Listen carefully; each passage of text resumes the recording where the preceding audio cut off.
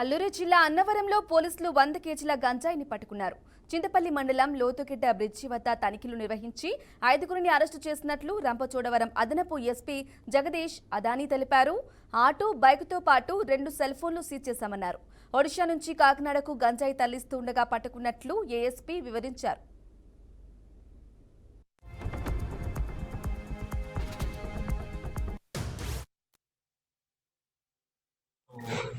నిన్న అంటే 9th August 2024 at 11 AM morning మనకి లోతుగడ్డ బీచ్ దగ్గర ఇన్ఫర్మేషన్ ఉంటే ఎస్ఐ అన్నవరం అండ్ టీమ్ అక్కడ వెళ్ళి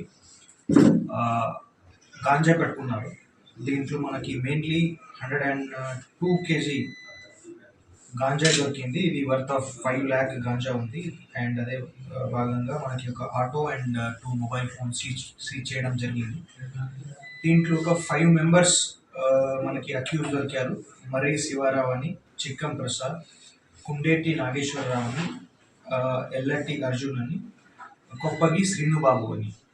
సో ఈ 5గురు కూడా ఈ ఒడిశా చిత్రకొండ పొదంజోలా అని విలేజ్ నుంచి ఈ గాంజా ఏదైతే ఉందో ఇది తీసుకువచ్చారు.